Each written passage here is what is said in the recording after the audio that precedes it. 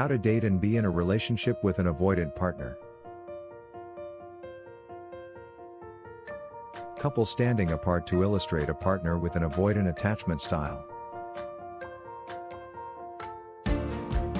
The bonds we form with other people, whether romantic or platonic, are driven by several compounding factors that help direct the way we connect with them. Attachment styles are a way that mental health professionals explain this. There are 4 types in the attachment style framework: secure, anxious preoccupied, dismissive avoidant, and fearful avoidant. These attachment styles are meant to help explain the safety and availability we feel toward other people.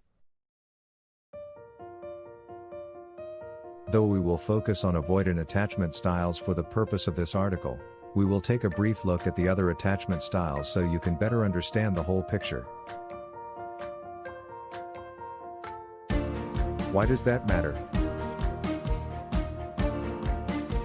Because of a common, mistaken belief that attachment styles are black and white, something forged in childhood that sticks with you for the rest of your life. This is simply not true. Though some groundwork is laid with how a parent or guardian interacts with their child, that person will continue to evolve from the experiences they have as they grow older. Furthermore, a person may have multiple attachment styles in the same relationship or have different attachment styles with different people. Attachment styles can change and evolve. That change may be a subconscious response to the experiences that we have as we get older. It may also be a conscious choice to change the way we conduct our relationships. It's not an easy thing to do.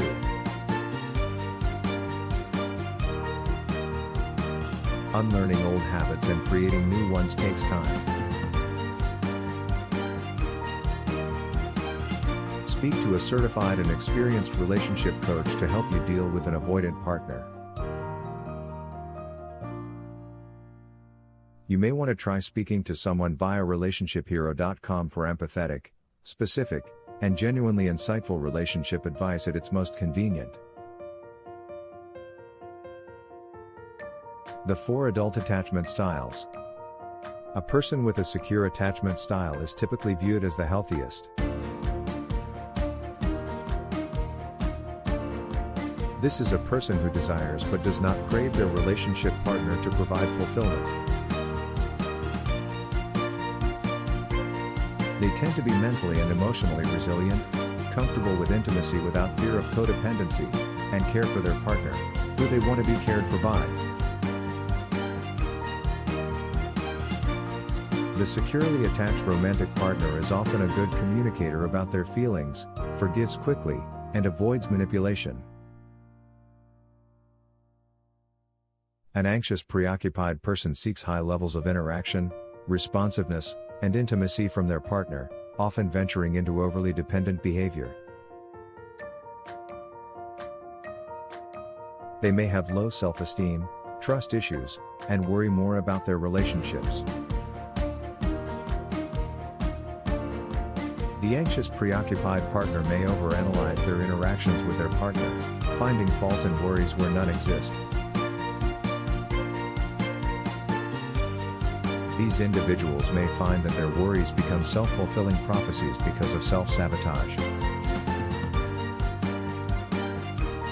People with a dismissive avoidant attachment style often appear to avoid attachment and intimate relationships with other people. They tend to view people as unreliable, untrustworthy, and unable to provide the kind of emotional fulfillment they require. They may also be the type of person to feed their ego and self-esteem through accomplishments and achievements, sometimes to an unhealthy level. They tend to have a favorable view of themselves through their own accomplishments and generally do not seek approval or acceptance from others. Independence is a strongly correlated characteristic. The dismissive avoidant person may go as far as to reject any potential relationships or intimacy if they feel like they are too close. The fearful avoidant attachment style usually features mixed feelings about relationships. On the one hand, they crave the closeness and intimacy of a relationship. On the other hand, they are deeply fearful of losing intimacy and may feel unworthy of being loved. Thus, they tend to suppress their emotions and not initiate intimacy with other people. How do I know if I'm dating an avoidant partner? You can look for some signs that will help you determine whether or not you are dating a person with an avoidant attachment style. 1. They have difficulty with negative emotions. An avoidant partner will often use strategies like distancing to keep away from your negative emotions. This may come off as passive-aggressive or even anger as they seek to create some space. The behavior may seem like they are not interested in having those difficult conversations with you, but that's usually not the case. What is actually happening is the negative emotions are triggering their anxiety and fear and evoking a defensive response. 2. Communication and emotions are complicated. Avoidant partners have a hard time communicating about emotions. And the more stressed they are, the worse they do at reading their partner because of their own anxiety and fear. They may step away from difficult conversations altogether or quickly move on after arguments, whether they are resolved or not. 3. They may suppress their grief and loss. Grief and loss have a distinct effect on a person's mental and physiological state. People with an avoidant attachment style are exceptionally good at squashing and denying those feelings. It's not that they don't feel them.